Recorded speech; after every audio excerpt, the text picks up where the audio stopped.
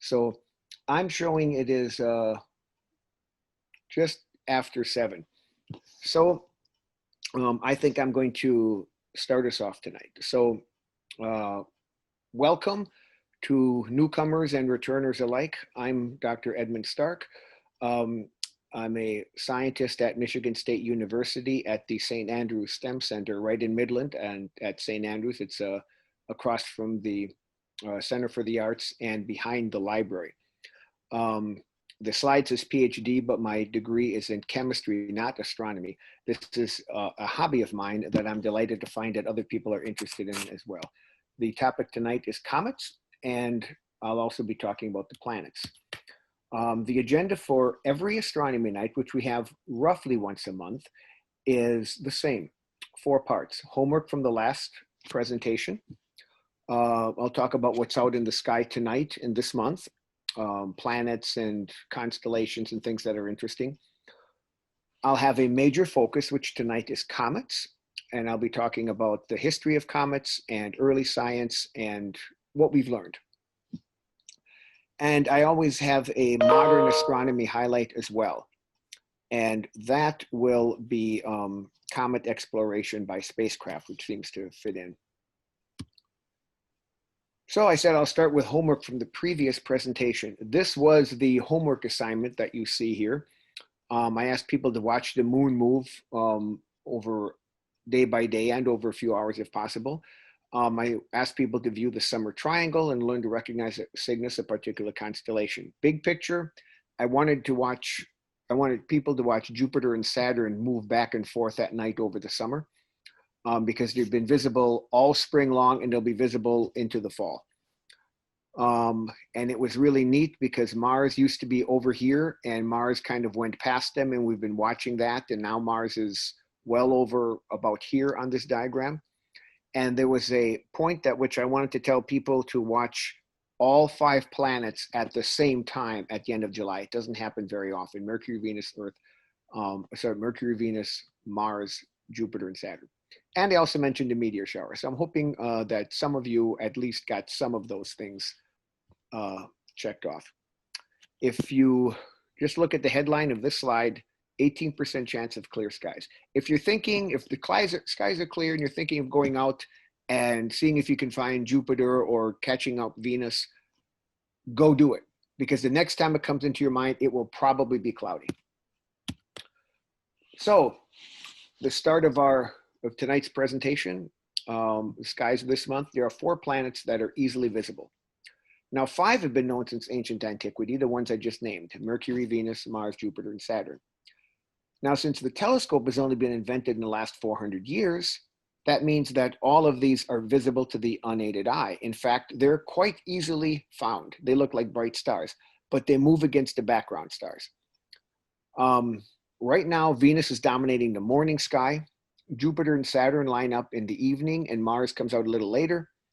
This is not a good time. Mercury is visible, but it's not the best time to see Mercury. Look at other stuff and wait for a better chance to see Mercury. No real meteor showers. And if you are on our mailing list, I sent out a mailer about Comet NEOWISE with instructions about how to see it, because that was not in my presentation, my previous presentation. It's faded a lot, so it might be a little hard to see, especially now that the moon is going to be full in a few days, and that really wipes out comets. But Jupiter and Saturn is probably our major focus. And I'm going to do something a little different. I'm going to show you where the planets are if you could look at the orbits and see them from above. So here is Earth, right here.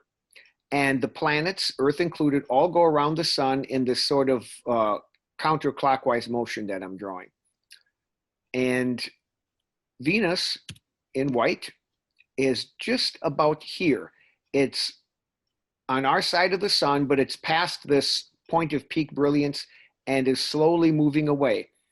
But don't worry, even though it's past its peak brilliance, it will be the brightest thing in the sky until the end of the year. I'm putting in a little orbit for Mercury, which I'm drawing in a kind of an orange. Mercury is way over here, and it will slowly be moving towards us in this direction, but because of complexities in the orbit, it never really gives us a good chance to see it. It's always barely above the horizon after sunset. So Mercury is not the best right now. Mars, however, is over here. And if you remember from previous presentations, because Earth is inside, it moves faster than Mars. Mars will appear to slowly move backwards like this as Earth catches up. It is approaching a fairly good opposition in October. So now is a great time to see Mars. Jupiter is out here, and Saturn is even further. Both of them are also well placed for observing. They're right in the south as the sky lights up.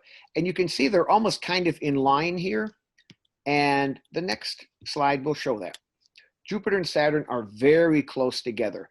And like I say, these are bright things. You can't miss them. Jupiter is the brightest star in the sunset and late into the night until Venus shows up. Jupiter is brighter than any star. Saturn is a little bit over to the left. Both are brighter than any star in this entire area here, more than 30 degrees. So I'm going to suggest you try to use Jupiter, since it's so obvious, to find a little asterism called the Teapot. This is part of the constellation of Sagittarius. So that will help familiarize you with that a little bit. And you can use Saturn to find Capricorn, which is over here. I'll show you on a better star map after the next slide. One thing that is kind of cute, the moon passes by Jupiter and Saturn on the 24th and on the 25th, just after the equinox. So you can use these planets. And if you look at Jupiter and the moon, or the next night, you look at Saturn and the moon and look at how close they are. Look at it a few hours later and you will be able to tell that the moon has moved in that same night. It moves that fast. So that's a fun thing to do. Here's a bigger sky map. All right. Here is Jupiter and Saturn, the very bright star, and this also bright star. And here is this Teapot, part of the larger constellation of Sagittarius. Most people, when they think of Sagittarius, they basically are thinking of the Teapot. Just like when people think of the Great Bear, Ursa Major, they're thinking of the Big Dipper. Over here is this sort of interesting, like double V or wide open smile, however you want to look at it, for Capricorn. This is a fainter constellation. You see the dots are not as bright, so it's a little harder to see. But you should be able to find Jupiter and Saturn without any trouble. You should find a Teapot without any trouble, and that'll be your next challenge. You see Mars is way over here in the east. We'll take a look at that. Mars rises a little later than Jupiter and Saturn. At sunset, Jupiter and Saturn are dead south. Mars will not have risen yet, but a few hours late, maybe 11 o'clock would be a good time. Mars will be up above the horizon. And in a week, September 5th, the moon will pass right below Mars. That will be another good time to be able to watch the moon actually move.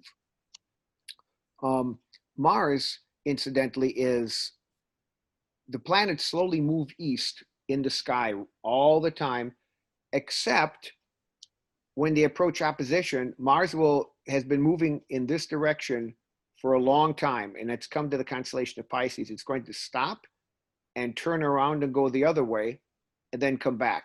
It's going to spend the whole rest of the year, all the way through January of next year, in the same constellation, which isn't on my map, the constellation of Pisces. Venus, always beautiful, the brightest thing in the sky. It's currently in the morning, so it's called the morning star. The Greeks called it phosphoros, or where we get our word phosphorus from. The Latins, Lucifer, light bringer.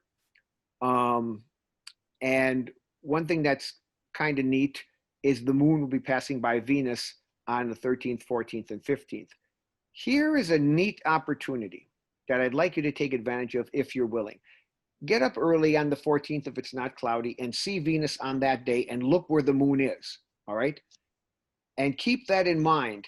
And later in the day, after sunrise, use the moon, which you'll be able to see, to find Venus. And you will be able, might be surprised to learn, you can see Venus in broad daylight if you know where to look. And when the moon happens to be right near it, that's an opportunity for that. So that's a fun thing I'd like you to do. Here's a little thing that I put together, a little video. here is the planet. Here's the teapot, which you can recognize. Here's Jupiter. Here's Saturn, and way over here is Mars. And here's what's been happening this year. And I'll start this thing going, and you'll be able to see Jupiter and Saturn coming closer together. Now both going into retrograde. You see this moving backwards and spreading apart.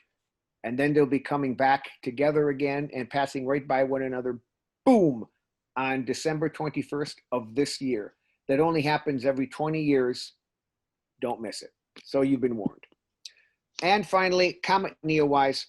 This is a chart from the time when I saw it several times. I think I saw NEOWISE 5 times. Beautiful comet coming through Ursa Major, or you can recognize here the Big Dipper. But at this point, it's all the way over here in it's past the constellation of Coma Berenices, which I'd be impressed if you've heard of, much less be able to find. And it's going to be hard to find right now. It's time to wait for another comet.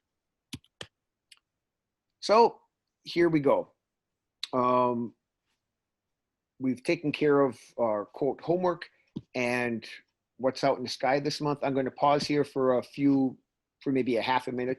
If there are any questions on what we just went over, before I get into the focus of comets. This focus of comets, of course, was brought about by Comet NEOWISE. And so I thought this would be a good time to talk about comets. Well, while people think of questions, there was one from right before the presentation began asking, what is the function of the St. Andrews Center? That's a good question. The function of the St. Andrews Center is multiple.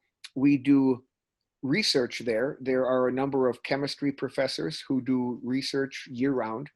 We have a summer internship where this year we had over 100 student interns, high school seniors, who were involved in projects ranging from chemical synthesis, chemical processing, lots of computer programming and code writing, research on astronomy, actually, on helping to find new brown dwarfs and new movers in the area, all the way to pollen research, quite a number of various areas.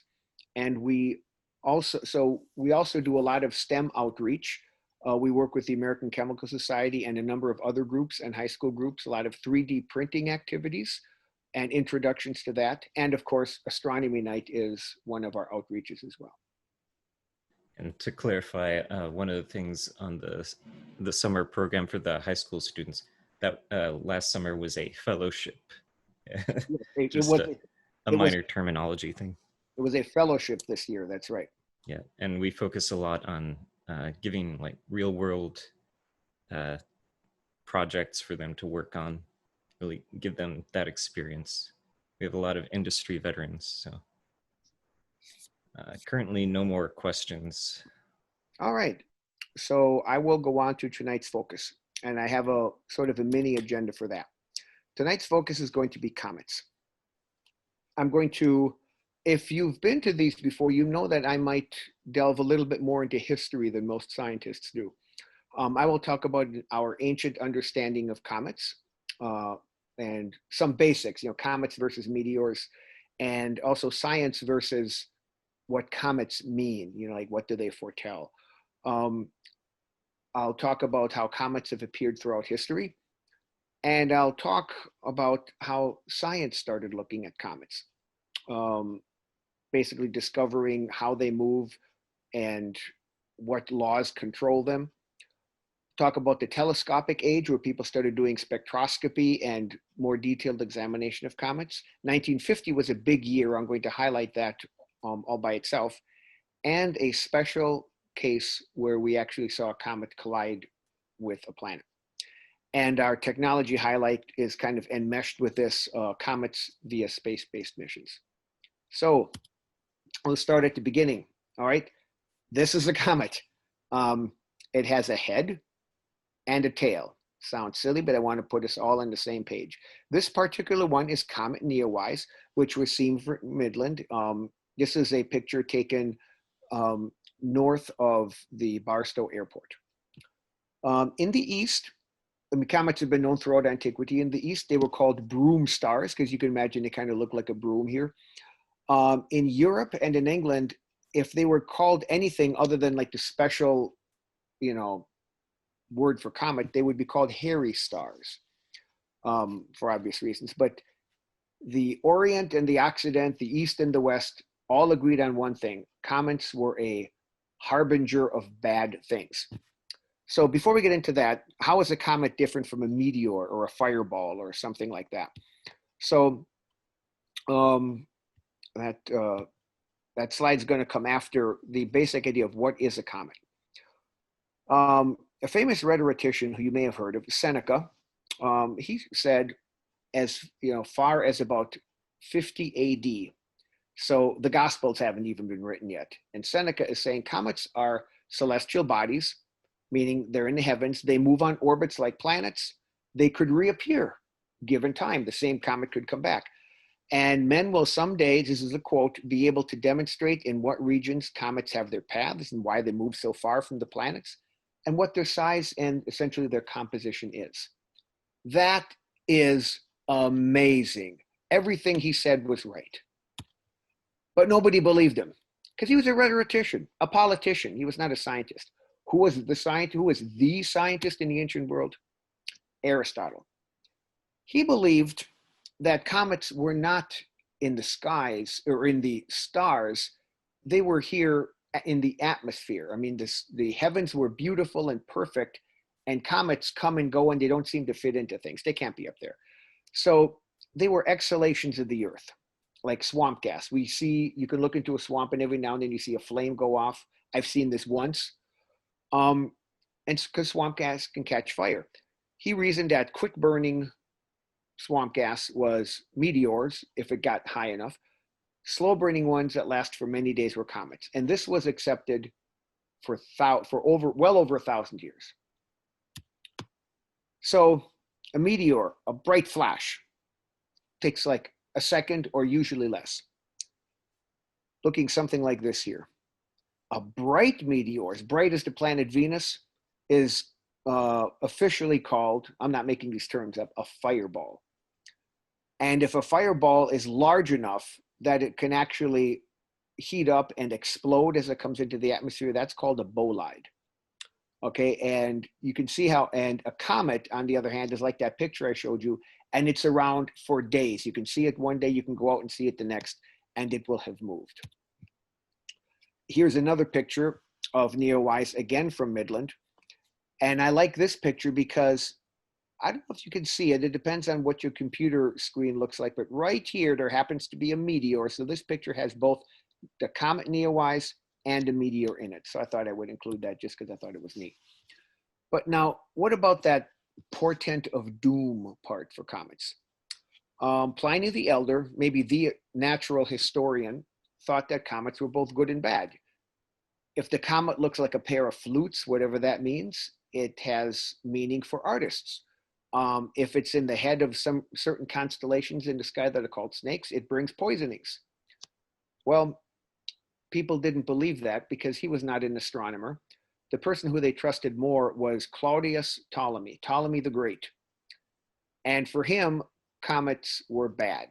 They were only, you could tell based on where they appeared and what direction they were going and what direction their tail pointed, what kinds of misfortunes were coming. And even when the misfortune will take effect and when it will start and how long, but it all has to do with misfortunes. How do people believe these things? Well, I'll give you an honest response. Data. If you look at comets, I guess it tells you there's always something bad happening somewhere in the world.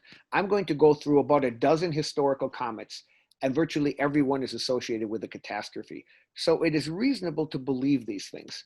Not all of them are catastrophic, but they all have meaning of some sort. So we're going to have some fun with this.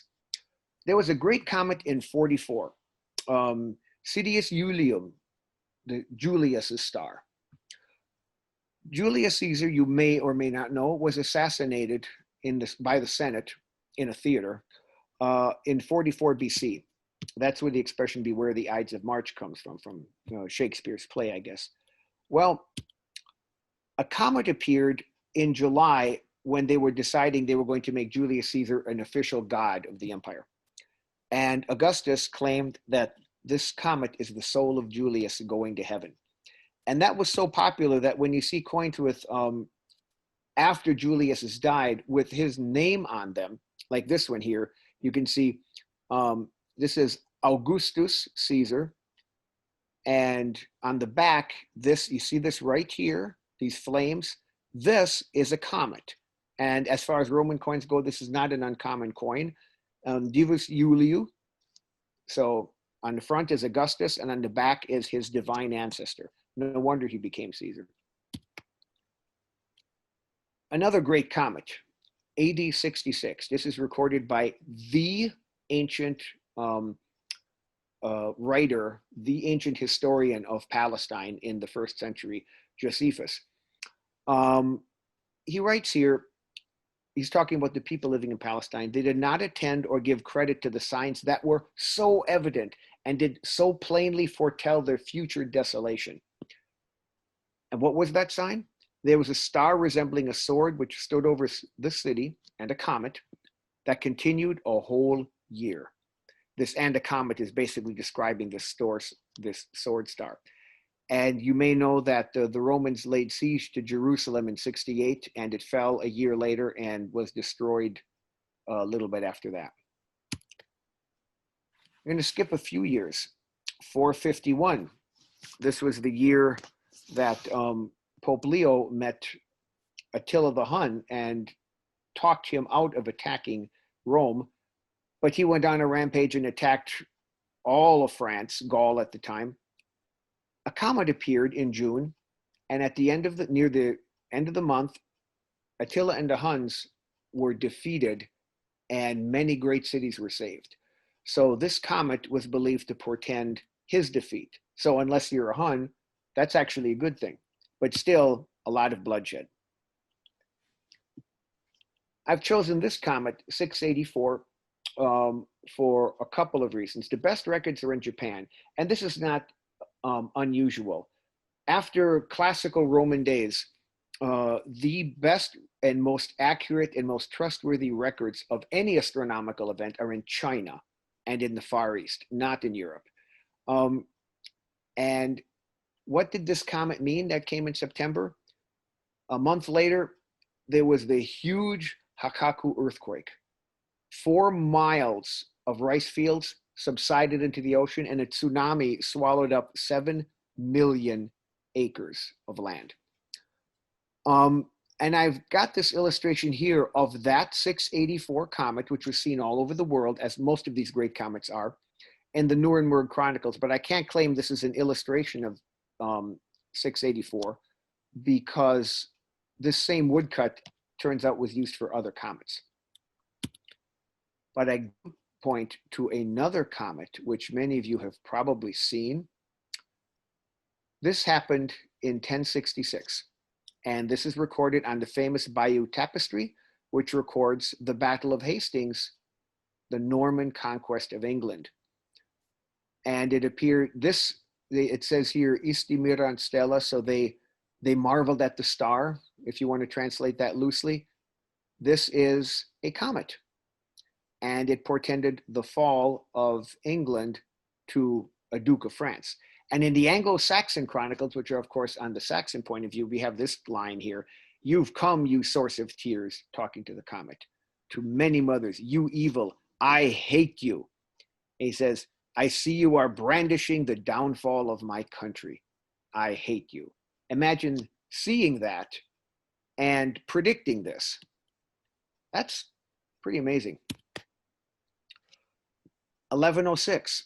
I took this one because we have some records of it in Japan, 100-degree tail. Okay, so that means if you're outside and you're looking at the horizon and the comet's head is just above the horizon, the tail is overhead and beyond. That's a monster comet. And sure enough, the Holy Roman Emperor died, and his son was made emperor. And this is a very famous Holy Roman Emperor. This is Henry IV, who had his massive fight with Pope Gregory VII in 1077. This is his death, portended by a comet. 1264. This one is unusual, both because it's got a fairly cool illustration which shows the wispiness of comets, in that this comet, at least stars could be seen through the tail, which is an important astronomical observation. It also was over 100 degrees long. And what did it bring about? The death of Pope Urban IV. Now, this is kind of cute because history says that the Pope fell sick the day the comet appeared, and he died the day that it disappeared. And contemporary authors wrote that then once the Pope died, the comet disappeared because the comet had done its work. Portents of evil. And here, maybe one of my last historical ones, the Great Comet of 1456. Had a great curved tail that looked like a Turkish scimitar. And you may remember the fall of Constantinople in 1453. The Turks are on the march and Europe is terrified. So what did this mean? The siege, are we going to advance? There we go. The siege of Belgrade. I have Belgrade, that's the Slovenian term for it. And the White Knight of Hungary, who I believe is right here, defeated the Turks. Interestingly, right here in the thick of battle is San Juan Capistrano, who has some wonderful places named after him. But a very important battle, kept the Turks out of Hungary for years. But this could even be done on a personal note. The Great Comet of 1556 has been known as the Comet of Charles V. Who was he? He was probably the most powerful person in Europe since, I don't know, Emperor Justinian, perhaps in the 5th century, 6th century. He ruled most of Europe except for France. He saw the comet and understood what it meant for him. He had already started thinking about divesting his property, and when he saw the comet, he gave away all his lands and retired to a monastery and spent the rest of his life there in the monastery. All because of the effect of the Great Comet of 1556. But now, let's start doing a little bit of learning from these comets. I already mentioned the observations where you could see stars through the comet's tail. Here's a really cool comet, the Great Comet of 1531. Peter Apian, an important astronomer, was studying it, and this here is the horizon, and he drew the comet with its tail always pointing away from where he calculated the sun would be below the horizon. So here, 500 years ago almost, we have a picture of a great comet where the tail is always pointing away from the sun. That's something important to know. The Great Comet of 1577. This was very important for science because it was studied by Tycho Brahe, Michael Mestlin, and a few others. Now, Tycho Brahe was the last major astronomer before the telescope age, and he was probably the greatest of them all. He had more precise data than anyone else, and he had more data. He invented and created better equipment. And I don't want to get into all of his amazing contributions. I'm just going to talk just about the 1577 comet, which is big enough. Here is his actual drawings of the comet. You notice he also shows the tail going away from the sun. He compared the parallax of the comet with the moon. So what's parallax? I've mentioned parallax a few times, and for people who haven't been with us or who don't remember, what I'll ask you to do right now is to look at some object on the far side of the room, and I'll do the same. Move the camera a little bit away, and I'm going to point my thumb like right here at that object, and I'm going to put my right eye over the thumb and line it up, and close my left eye so that my right eye is lined up with my thumb and the object. Now I'm going to simply close the right eye and open the left. I'll go back and forth like this, and as I do that, my thumb will appear to move back and forth. Now my thumb isn't moving, it's because I'm looking first with this eye and next with this eye. That movement is parallax. Now the moon, it works because my thumb is close. The moon is further away, but if I can have my two eyes further apart, maybe I have a chance to see parallax. And so what Brahe did was he measured the parallax of the comet versus the moon.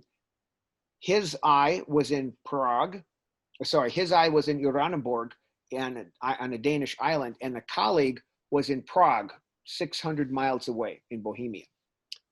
And he discovered, going through the math, that the comet was 4 times further out than the moon. So this put to rest Aristotle's notion that comets are just something strange in the atmosphere like meteors, which in fact are in the atmosphere. So Aristotle, in a way, was right about those. The great astronomer Kepler was looking at this, and he realized that in order for the comet to be moving out there, it would have to pass through these spheres that the planets were considered to be moving in. And that basically put to rest the whole idea of the movement of the spheres where the planets are in each one. But what kind of path does it follow? And what are we going to do with these spheres? So Kepler, and this is Kepler, is probably the greatest astronomer of all time in terms of his impact on the science. He had some, I won't talk about everything he did, but he had some observations on the great comet that he observed in 1607. He was wondering why the tail forms. And he wrote, "The direct rays of the sun strike upon it, penetrate its substance, and draw away with them a portion of this matter, and then form the track of light we call the tail." In this line here is interesting. In this manner, the comet is consumed by breathing out his tail. He hit the nail right on the head. That is what's going on in a comet. He had no idea how this could happen, but here it is in 1607. How common are comets? People would typically see a comet every decade or so. He thought comets are as numerous as fish in the sea, but we only see a selection of them. Once again, he was right. There are many comets, but most of them are too faint to see. Now, I can't avoid Kepler's contribution altogether.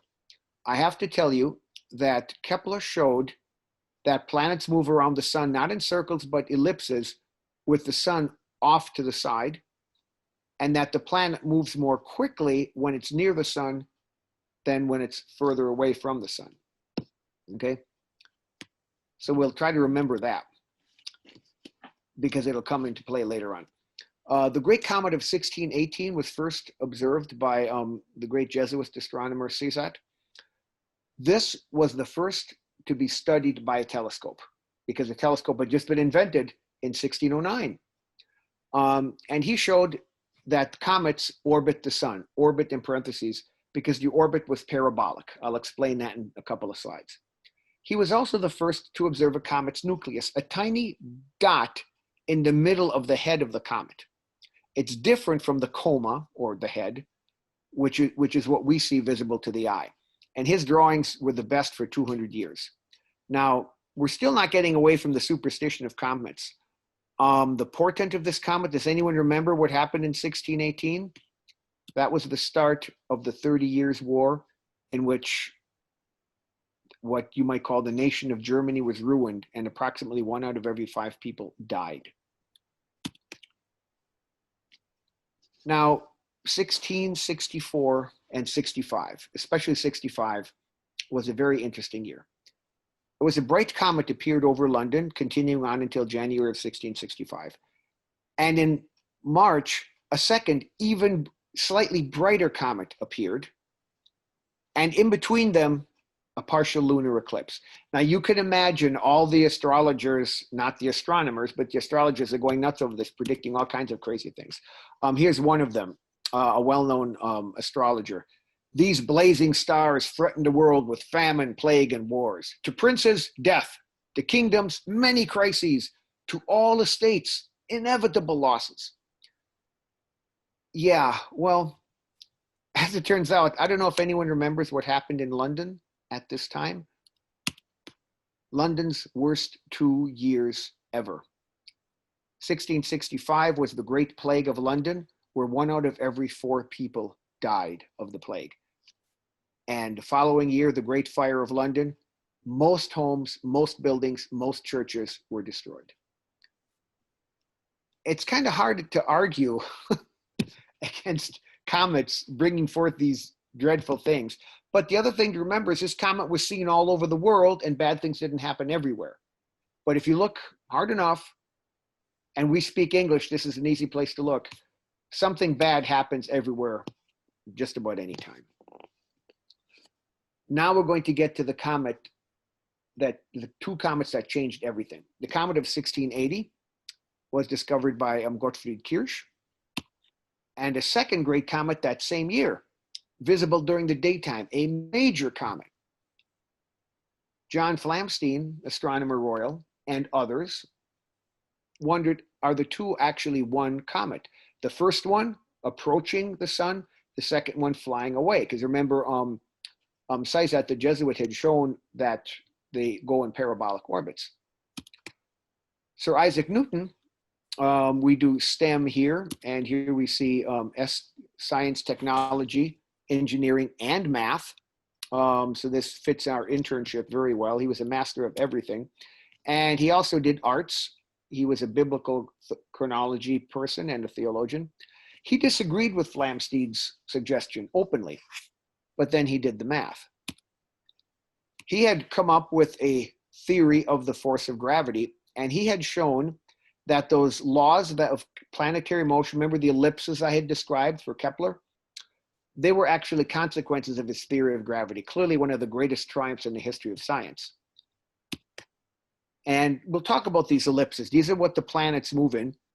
They have a longer axis and a smaller axis, a major and a minor axis. And there's something called the eccentricity, which depends on the ratio of these. So if the big axis and the small axis are actually the same, it's a circle. And the eccentricity is 0. Most of the planets have orbits similar to this. Here's what it looks like where the eccentricity is 0.3. There is no planet that has an orbit this eccentric. The closest is Mercury, which is 0.2.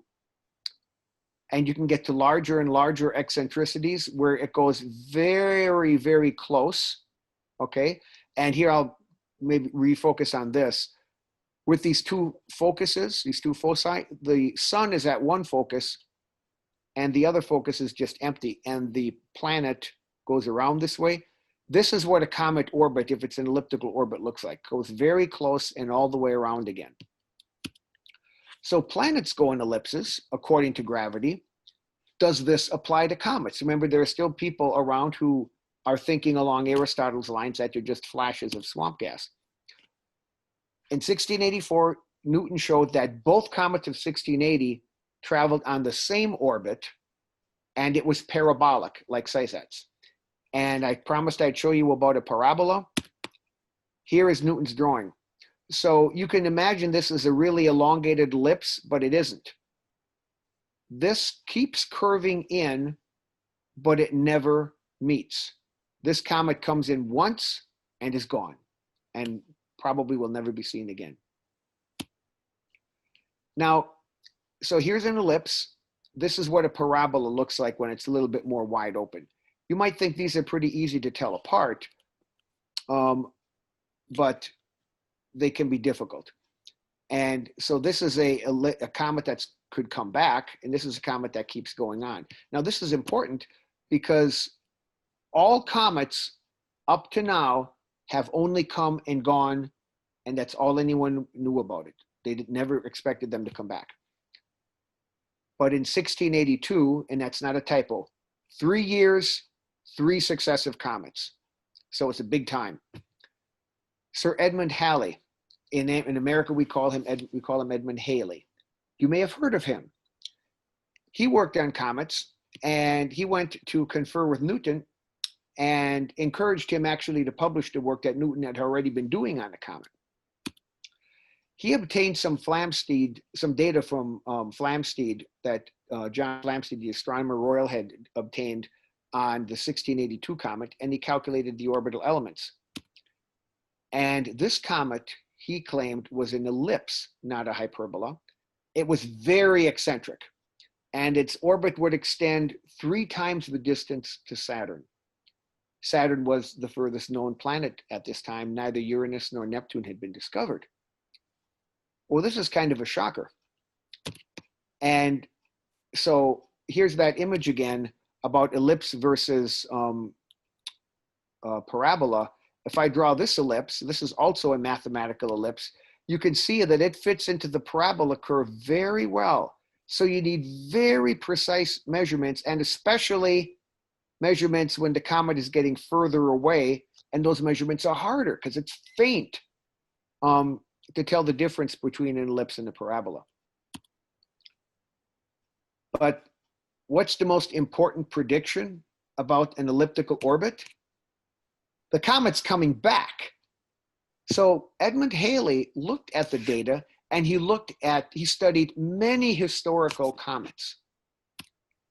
And he decided that the comet of 1682 was the same as the comet of 1607, which Kepler saw, and the comet of 1531, where Apian drew the tail moving away from the sun. And if it's come back, if it really has come back 3 times, he could predict when it was going to come back again in 1758. And it did. On Christmas Day, they had to wait the entire year. Unfortunately, Halley had died several years earlier, so he didn't get to see this. But once it came back, it was forever afterwards known as Halley's Comet. I'm going to skip talking about the orbital elements, and I'm just going to show you a little bit about Halley's Comet orbit. Period of Halley's Comet is about 75, 76 years. It's not always the same. As you can see from here, it is very elliptical compared to the planet orbits. And what this is we're looking at all the other planets' orbits on their own plane where they go around and around. And you can see that almost all the orbit of Halley's Comet is below the ecliptic. What's also interesting is you may remember that I mentioned the planets all go around counterclockwise. Halley goes around clockwise. The term is retrograde. And I have to get rid of my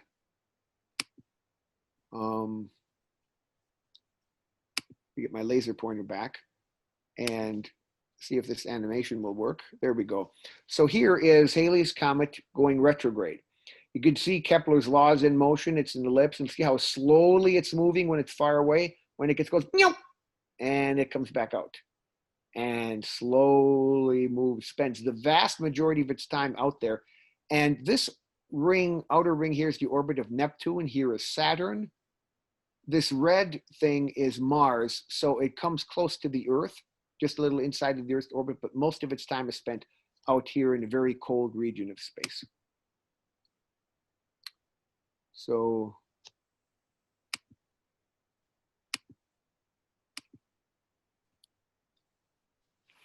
how many other times has Halley's Comet come? Well, we know it came in 86, 1910, 1835, and of course those years we just talked about, okay? But remember I talked about the Siege of Belgrade, the Norman Conquest, the Hakuho earthquake, Attila the Hun, and the revolt in Jerusalem. All of those were Halley's Comet. Everyone was Halley's Comet. Only a few of the other great comets have actually turned out to be one-time comet. The oldest one we have is 240, and it's of course in China is when it's recorded. But every single occurrence of Halley's Comet from 240 BC to date has been recorded somewhere on the planet. Not a single episode has been missed. And it's coming back in 2061. So I'm a little maybe behind time here. I'm going to skip what I wanted to talk about with the Great Comet of 1744. This will be some slides that I'm just going to skip through. We do have one question, if you have a moment. So someone says they saw the comet Halley's Comet in 1986, and they recall it was very disappointing. Something about its placement in the sky, he believes. Do you recall why it was such a dud? It was disappointing because where it was lined up, it was always fairly close to the sun from our point of view. So you imagine we had that thing where it's going around the sun really fast. If it happens to be on the opposite side of the sun from us, the sun is always kind of in the way.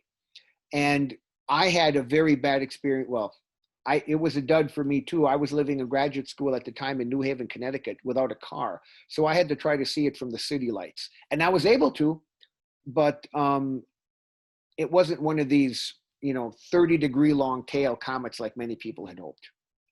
But yeah, it was just basically its placement in the sky too close to sunrise and sunset. So 1835, this is Halley's Comet again, and people are looking for it. Initially, because they knew it was coming back, only the nucleus was visible. That's the rocky core of a comet that actually causes everything else. These drawings, you can see, these are Herschel's drawings. You can see like streamers and things coming out of the nucleus. Jets are forming, and this is the head of the comet, or the coma. And the theory was the sun is heating the nucleus, and material is being spraying out and is ejecting to form the coma. Now, I'll give you a rough scale here. I guess I should have put this on the slide. But a comet is typically a mile across, 10 miles across would be a nice sized comet. That's about Halley size. The coma, the head of the comet that we see in the sky, is usually, for a good comet, it's larger than the diameter of the Earth. And the tail can be millions of miles long. But the nucleus of the comet itself, the inner body, which I'll talk about later, is much smaller. So what's in the comet? It's now in the 1860s, Comet Temple, and we are doing spectroscopy. We are looking at bands in the light from the comet and trying to figure out what's in them. We see all kinds of fragments, CNOH. If you've had chemistry, you know these are pieces of molecules. So we're seeing signs of carbon, water, ammonia, carbon dioxide, hydrogen cyanide or cyanide gas, simple organics, other frozen gases. Here's an example where this is what carbon looks like in the lab, and this is what carbon looked like in the comet. So you can kind of, time goes on, we get better telescopes, we keep getting better data and better spectra. Here's an example of another spectrum from a comet. And you notice all these dark lines in it. This is key. The comet light contains dark Fraunhofer lines, just like the sun does. I'm not going to explain those, but basically, if you take the spectrum of the sun and the spectrum of a comet, there is a lot in common. Now, these lines are created by absorption in the sun's atmosphere. That shows that the light that we see coming from a comet is actually reflected light from the sun. It's sunlight. In other words, the comet is not making its own light. A very important point. And here is a beautiful image of Comet Halley in 1910, when it was not a dud like 86. 1910 was a huge year for Comet, especially May 19th. Now, we're still not beyond the superstitious part. Many people were confident that it was Halley's Comet that killed King Edward VII of England. But even more dangerous than that, in that year, 1910, the Earth actually passed through the tail of Halley's Comet. Now, remember I said there's cyanide gas in the comet nucleus, in the comet head and tail? So word of that got out, and the press began to talk about how we're going to pass through this tail of cyanide, and it's going to wipe out all life on Earth. And there was quite a panic. People sealed off their houses, and gas masks were sold out. And crooks sold anti-comet pills to cure you from comet sickness. And if you don't believe me, I actually found a photograph. I don't know how clear this is, but you can read it to your hopes. Anti-comet pills, which will prevent you from the wrath of the heavens. Only 25 cents. What a bargain. And you can see he is actually sitting on a comet. So this man has invented this, and he's in charge. So we're going to talk now. I said I'd talk a little bit about 1950. That year, you can see all this other stuff we've gotten through. 1950 was a big year for understanding comets. Many things came into place. Number one, the icy conglomerate model, commonly known as the dirty snowball model. Fred Whipple, it was his model. He combined a number of other ideas to look at comets as basically dirty snowballs. This explains a lot of stuff. A huge amount of gas production. These jets that I showed you those pictures of, Herschel's jets, and erratic behavior of comets, you can't predict them very well. imprecise orbits, because if you've got a jet of gas blowing out on one side, what is that? That's a rocket engine pushing the comet in the other way. And if those jets are random, you can't predict the motion of a comet like you can the motion of a planet. And the dust particles being connected with meteor showers, a number of very important things were explained by this. Later research maybe focuses more on there's more of the dust and dirt and less of the snow, but the basic idea was there. Now, also in 1950, we have I have this beautiful drawing here of the sun and 8 planets and Pluto, planet considered at that time. But Pluto's not alone out there, unlike the inner 8 planets. Pluto has a lot of company. In 1950, the Kuiper belt was proposed, and you can see this large pile of debris surrounding the inner part of the solar system. By inner part, I mean this is Neptune and Uranus, Saturn, and Jupiter. So the whole inner solar system is smaller than the size of my cursor right now. And basically, the total mass of this is about the mass of the moon or two. And this now we understand to be a potential source of short period comets, meaning comet like Halley comes around every 76 years. Short periods comets come around every 200 years or more often. And they are jiggled in towards the inner solar system by chance lineup gravitational pull of planets. Also in 1950, the Oort cloud by Jan Oort and also Ernst Öpik in 1932, a vast cloud of icy objects. Remember how small the inner solar system was to the Oort cloud, to the Kuiper belt? This Kuiper belt is this tiny thing in here. This is immense. It is literally a quarter of the way to the next star. It's a light year across. Planets are too small and too far away for these objects. When they get sent in, so now we have another source for long period comets, and they are sent in by chance meetings with other stars. And finally, the solar wind. This was proposed early enough in 1859 as part of a solar flare. And I believe it was Arthur Eddington in 1910 who suggested a continuous stream of particles, but it was Biermann who made the connection between the solar wind and the ion and dust tails of comets as what is this force that is able to push the tail away from the sun? We didn't understand what that was, but it's the solar wind. A stream of particles, charged particles being blown away from the sun round the clock. And I'm going to talk about the 2 tails of a comet, a tale of 2 cities. We have a tale of 2 tails.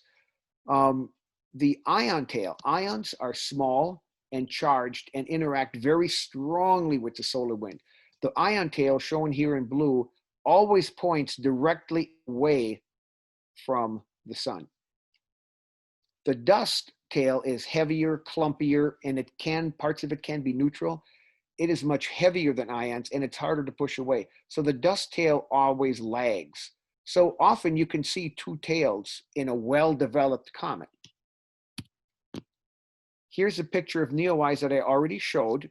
Here's the meteor, but look what we have here. Here is the dust tail, and right here, again, I don't know if you can see it, but I can. If you can't change the angle of your monitors, this beautiful blue flame is the ion tail. So the ion and dust tails are visible in this photograph. And the last thing I'm going to talk about, Comet Shoemaker-Levy. Everything about this comet blew us away. Number one, it wasn't orbiting around the sun. When it was discovered, it was found to be orbiting Jupiter, the first non-solar comet ever discovered. Went around Jupiter about every 2 years. Very eccentric orbit. Too eccentric. Because look at these early images of Shoemaker-Levy. It's like a string of pearls. What is this? Multiple nuclei. How do they happen? it appeared to have, we say, penetrated the Roche limit. Basically, it got too close to Jupiter so that the Jupiter's gravity was greater than the comet's cohesive force. It broke the comet up into pieces. And of course, all of them continue to go, the pieces continue to go around. And even more amazing, calculation showed that it's going to come back, but it's not going to survive another time around. It's going to collide with Jupiter. And we had, this is at this time, we had an object orbiting Jupiter. We had, now here I'm talking about the Hubble Space Telescope, which is of course orbiting Earth, 21 fragments. You can see how split apart they are after they went a little bit further into orbit versus very early on. They're all split apart, and every one of these fragments is heading towards Jupiter. And Galileo was taking images. So here are 4 consecutive images of the dark side of Jupiter. Boom! We can actually see the comet hitting. The amount of energy is staggering. This is producing a fireball of about 2,400 Kelvin. That's 4 times the surface of the sun in temperature.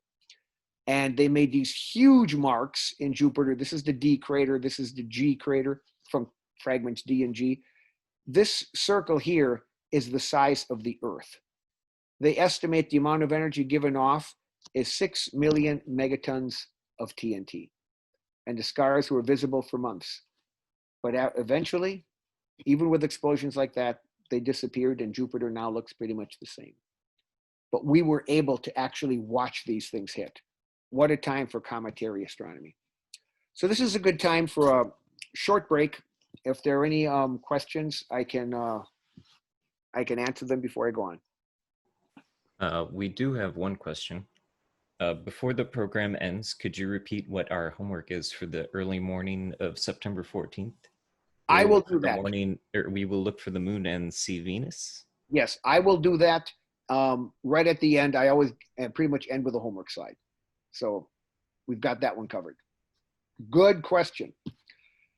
So I'm going to talk about just a few spacecraft missions to comets. There have been quite a few to Halley and quite a few others. And I'm not going to talk about all of them. In fact, I'm not even going to talk about the most recent ones, some of which are coming back to Earth as we speak with samples from comets. I'm going to talk about, we do have another question though. Go ahead. When is the next comet? Whoa, that's a good question. I don't know. We can never tell if something beautiful is going to be coming by. Comet Encke comes around every 3 years, so it might be the next comet, but it's not likely to be like this one. A comet like this is, I've seen 3 naked eye comets in the last 2 decades. This is the brightest comet, meaning Comet NEOWISE is the brightest one I've seen in 10 years. But I'd say about once every 5 years, you get one that's visible. And more often than that, if you're willing to look and use binoculars. And I guess we do have another question. Mm-hmm. Did the hits into Jupiter slightly change its route? Not that I know of. Because Jupiter, the thing to remember is that even though the comets are making these huge blasts, they really are very small in mass. Remember, I mean, these comets are only the size of the big comet is the size of a mountain. Compare if a mountain were to hit Earth, it might destroy a lot of things, but it's not going to change the orbit so much. And Jupiter is 1,000 times more massive than the Earth. So, well, 1,000 times Earth's volume. We'll call it maybe several hundred times the mass of the Earth before I goof myself up. So here is the European Space Agency's mission, the Giotto mission to Comet Halley in '86. This is an actual photograph of Comet Halley nucleus. You can see the nucleus here, and you can see the stuff spraying off of it and being blown back. This is an awesome photograph. Another photograph to Comet Borrelly. This is NASA's Deep Space One mission to a comet that was not close enough to the sun. And you can see here a quiescent comet without spraying out gas. So this is a flyby in 2001. And there was the Stardust mission, very well named, to Comet Wild. It was launched in 1999 for a flyby in 2004. They used this thing of different containers of aerogel, a very light, fluffy material that would open up right as they got towards the comet, and one would collect samples from the coma, just dust sticking into it, and another would collect interplanetary dust, and it would bring them back Earth to compare. And we found it contains various organics, and hydrocarbons, amines, and silicates. Interestingly, we also found glycine, an amino acid, in comet spray. Here is a really cool photo, Deep Impact. This was launched in 2005 for Temple 1. We sent a mission that broke into two parts. One was an impactor, which was designed to actually hit the comet. And the point was it would release things that were deep inside the comet instead of whatever just evaporates off the surface. We wanted to literally get at the inside of the comet. And the flyby mission analyzed all the stuff that was ejected out. This image is from the moment of impact. Now, what we found, to try to put this into a nutshell for this audience, they found more dust and less ice than they expected, which is why people now are talking about a snowy dirt ball instead of Whipple's dirty snowball. So, fine points. And I think I went too far. Just in 2019, we had the New Horizons missions to Pluto, and it continued on beyond Pluto, and they were looking for another target. And they came by with this photograph of something now in the Kuiper belt, which looks, it's got some things in common with these rocky bodies, especially maybe this one. But here's the key. This, I don't know why that keeps advancing, is not a comet. This is a body in the Oort cloud, two things stuck together, and its composition were minerals and ices, just like comets. And this is from the Kuiper belt, left over from the formation of the solar system. So that gives us even more of a grip on what's going on. So things I haven't even mentioned. I haven't talked about how comet orbits get perturbed by planets, in particular Jupiter. I haven't talked about comets. People who do this work talk about the Neptune family of comets or the Jupiter family of comets. I have not talked about sun-grazing comets and another issue of comet groups, such as the Kreutz group, which is actually, the Kreutz group is a sun-grazing group that has also been, some of those great comets in the past history that I talked about were Kreutz comets.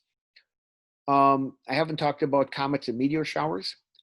I haven't talked about rotation of the nucleus and solar wind effects and the strange things that can produce comets with multiple tails, like the comet of 1744 that I skipped.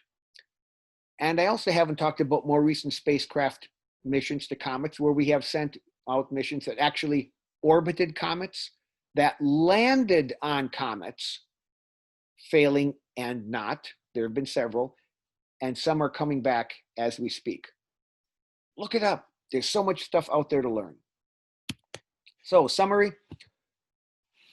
Skywise, Jupiter and Saturn early, Mars later in the evening, Venus in the morning. As far as comets, they're fuzzy. They have a head and a tail, meaning they're not like sharp objects like a planet, and they last for weeks. They've appeared throughout recorded history. Most great comets are one-time or very long period comets. Now, I didn't mention Comet NEOWISE, the one that just went by, is estimated to be 6,800 years before it comes back. A few are periodic comets, sometimes from the Kuiper belt, such as Halley, Encke, a few others. Temple 2, Wild, are periodic comets. And they are made of ices and dust. The head forms from the nucleus when sunlight vaporizes the ices and blows dust around, forming a cloud. That's the coma, or the head. The tail forms when the solar wind pushes the cloud away from the sun, and that can go on for millions of miles in a major, for 100 million miles in a major comet. And human beings have sent many spacecraft visits to comets. Now, as I promised, homework.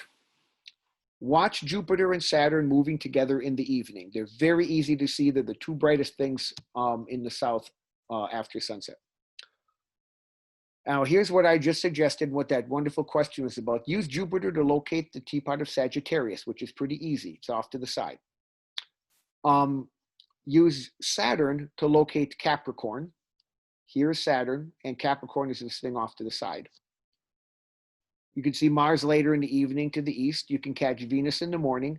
But on September 14th, get up before dawn, see Venus if it's cloudy, if it's not cloudy. This you have all summer to do, okay? This you have September 14th. Venus will be very close to the crescent moon. Look at where Venus is in relation to the crescent moon, and then wait for sunrise and look for Venus at sunrise, and then periodically look for Venus throughout the day. The moon will be moving slowly away from it, but if you have the moon to focus on, you should be able to see Venus in broad daylight, being one of the relatively few people who have bothered to do that and who have been successful at it. So that's my homework. And now is a good time for questions. And I will say, if you want to, you can send me an email at this address, and I will send you a little blurb that shows the sky for the upcoming month and the homework assignment and the star charts that you'll need to be able to see what I'm asking you to go out and take a look at. So I'm always happy to talk about technology, but I don't want to lose sight of astronomy being something you actually go out with your unaided eye and look at the stars, get to know constellations, get to know the planets. You don't need a telescope for that. Binoculars are all you need for comets. A telescope is useless because the comet's too big. Binoculars are all you need for comets. And if you have a telescope, whole other worlds are open to you. But what I'm always trying to encourage is for people to get out and actually observe instead of just sitting back and seeing what's on the internet. So are there any questions? Yeah, we do have a couple. First one is, why was the discovery of glycine in a comet interesting? Well, that was interesting because life on Earth is based on DNA, which codes for proteins. Proteins are your hair, your nails, but also all of your enzymes. The things that make your body work are proteins. Proteins are polymers of amino acids, and glycine is an amino acid. So we're always wondering, in a way, where we came from, and being able to find an amino acid, one of the basic building blocks of proteins. Glycine is used in proteins, among other amino acids. And so to find something like that in a comet is really cool. Okay, and we do have another question. If a comet were to collide with the Earth, what would likely happen? Well, that's a good question, and it really depends. A comet is an icy body that is somewhere out there and is pulled back in to the inner solar system and is mostly ice. It can't be an asteroid, it can't be a rocky body, because you have to have this gas coming out so that a tail forms. So by the time it gets to actually have a visible tail, it's probably big enough that it could cause some serious damage. But if it's just one of the smaller icy bodies that are only visible by telescope, something like something the size of my head could easily come here and not really cause much of a fuss. Something, let's say, the size of a house, a comet the size of a house could come in, and it would probably, that's where a bolide comes in. And it would, I talked about those I gave a talk on meteors a while back, and they had some cool videos, and you can look that up. Look up, what's the name of that town? If you look up Russian bolide or something like that from maybe 10 years ago, you'll find numerous images of something streaking across the sky and blowing up. And then a couple of seconds later, windows break and all kinds of stuff happens. And that was a relatively small one. Something the size of a mountain would be a mass extinction event. it would not, would likely be a mass extinction event. It would not destroy life on Earth, but would certainly wreck a lot of buildings and make life very miserable for people. And many species would likely go extinct if something really big hits. That would be the same thing, if there's an asteroid.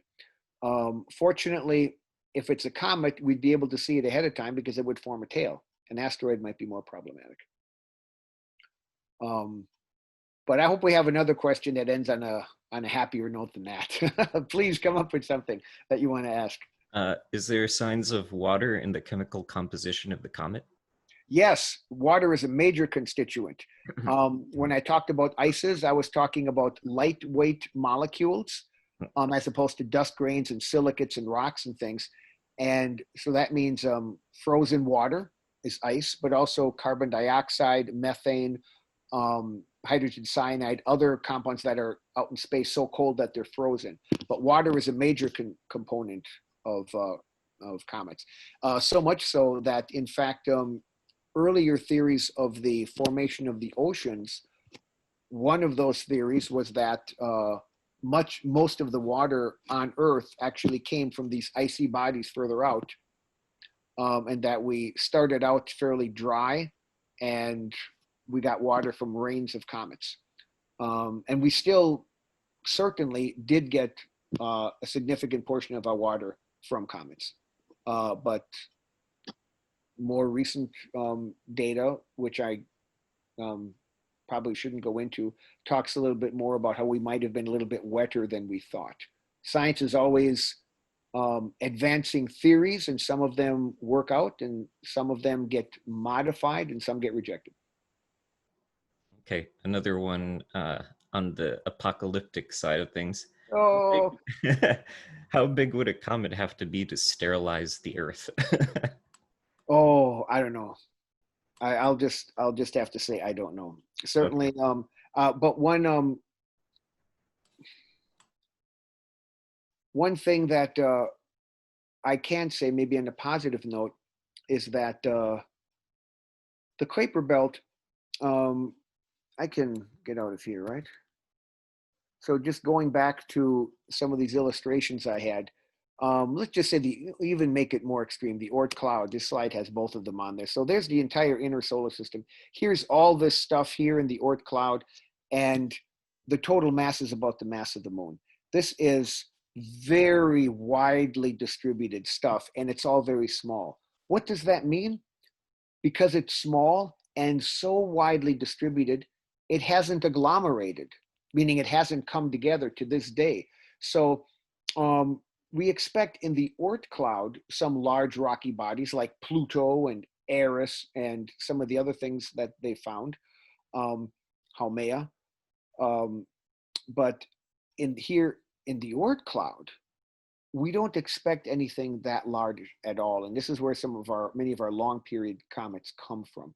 So because they're so diffuse and so far apart, anything that's coming from here is likely to be small, meaning we're not expecting something the size of Mercury to come flying out from there and crash into us.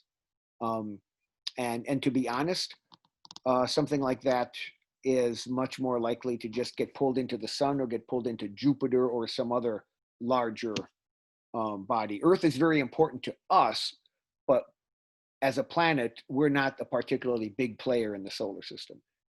Jupiter, as we saw in Comet Shoemaker-Levy, is going to be gobbling up more comets than we are. Yeah, I'd just like to add that Jupiter does a pretty good job of actually keeping any, apocalyptic size objects from hitting us. I know it's a bit poorly understood by me, but the information is out there. Yeah. Anyway, we do have some more questions. Cool. Is Halley's Comet the oldest comet we know? Okay. It is not the oldest recorded comet. Okay, so as I mentioned, because comets are kind of random, the way they spray fuel back in and out and change their own orbit subtly, we can't track Halley's Comet back forever, but there are reports in the Chinese literature and in the Greek and Babylonian writings of comets which are like 20 years off. They can't be Halley. So in that respect, Halley is not the oldest comet that we have records of. All right. Halley is, to my knowledge, the oldest periodic comet, meaning something that's come back and forth in terms of human records. But in terms of the, so there's always multiple answers to a question, and with me, you're probably going to get stuck with getting all of them. A third way to look at that question is the actual age of the comet, the actual age of the stuff that the comet's made out of. And if it's coming from somewhere initially, if it's coming from somewhere in the Oort cloud, that stuff is all pretty much the same age. It's from when the solar system first began to form. It's leftover pieces that never coalesced into a planet. So when you have a chunk of stuff out there, that chunk is, in a manner of speaking, a little bit older than the Earth. So in that way of thinking, all comets are likely to be roughly of the same actual age. So I'm hoping that one of those three answers was actually the one you were looking for. Okay, we do have two more questions left so far. Sure. What would happen if two comets were to collide? Well, you've heard of a needle in a haystack. Two comets colliding, odds of that are very low. If they collide gently, especially if they are still out in space, you might have something that looks very much like this, which is clearly two bodies having come together gently enough and have gotten stuck together. If they happen to be on fairly different trajectories and hit each other hard, comets are not tough like planets. Like, like I say, they're icy snowballs, dirty snowballs, snowy dirt balls. They smash each other into pieces. They're not, they're strong, but it's not like they're made out of solid rock. They break. Okay, and this person says, sounds like comets are rare events and one has been recorded multiple times in history. How many comets are known today and how often can you actually see one? Well, there are numerous comets that are recorded. I avoided recording comets in their official nomenclature. I don't know. Oh, here I did one. Okay, Comet 19P Borrelli. So the 19P, like Halley's Comet is 1P/Halley. The P stands for periodic. The 19P means it is the 19th periodic comet. It was discovered by Borrelli. Halley's was the first periodic comet discovered by Halley. Well, we're in triple digits in terms of the number of periodic comets, and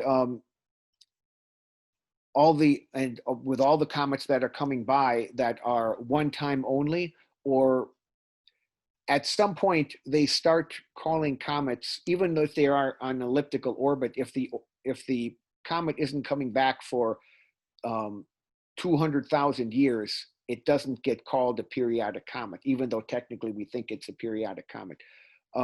But anyway, so all of those comets that have a P in their name, and there's over 100 of them, they are all coming back in less than 200-year intervals. So as I said, if you are into comets, there is a comet in the sky pretty much at any time. Right now, there's still Comet NEOWISE. There's Comet, what is the comet? Bemmel, I can't remember. There's another one, it's EMMEL. I can't remember the first letter. And it is much fainter. It's a binocular object only. And there are a number of other comets right now that are, let's say, magnitude 10 or so, which means you probably need a telescope to see them because they're really small and really far away. But if you're a comet hunter, you can easily find many comets. And comets, when they're first discovered, in the slides that I avoided, here's a nice picture of a comet when it was first discovered. but here's a picture of an object that's not a comet. So how do you tell them apart? And I kind of avoided that. But yeah, there's plenty of comets. It's just a question of when another major comet that you can see with your unaided eye will come. And I would say on average 5 or 10 years. But remember, in 1680, they had three naked eye comets in less than 3 years. So it's random. Okay, and it seems we have one last question for now, and it's, do comets have different colors? I believe the answer to that is yes. If you read more extensive historical descriptions of comets than I chose to give you, you will find descriptions of comets where the coma is one color and the tail is another color. And now what you can see with a camera is one thing, all right? But what you can see with your naked eye is another. In this picture right here that I talked about, you can see a white color here for the dust tail and a blue color for the ion tail. And I've seen comets being, or I've read about comets in the major comets, great comets, being described even as red. Are those accurate, or was the sky red that day? I don't know.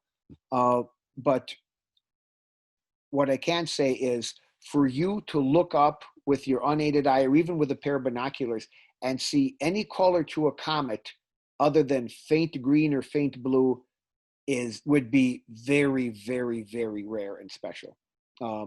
Remember that comets are primarily light simply reflected from the sun, which we call white light. So when it is reflected back off the comet, it tends to be white. That seems to be all of the questions that we received. All right. So thank you very much for joining me tonight. And I will, if you want to be on our mailing list for future events, one thing I hadn't really made clear is that literally because of the phase of the moon when we were doing observations, we would tend not to have this be at a certain night each time, and we're kind of continuing that. So if you want to know, let's say a week or 10 days ahead of time when the next one will be, you can put yourself on the mailing list, or you can simply check us out on Facebook. I should have that information here, but I neglected to put that on, and I apologize. We have these roughly one a month, so you can expect there will be one near the end of September. And I certainly want to have one by October, because Mars will be in opposition at that time. Probably will be talking about Mars. In the meantime, hope to see you next month. And this is MSU St. Andrews signing off. Thank you for joining us for a very fun evening. Bye.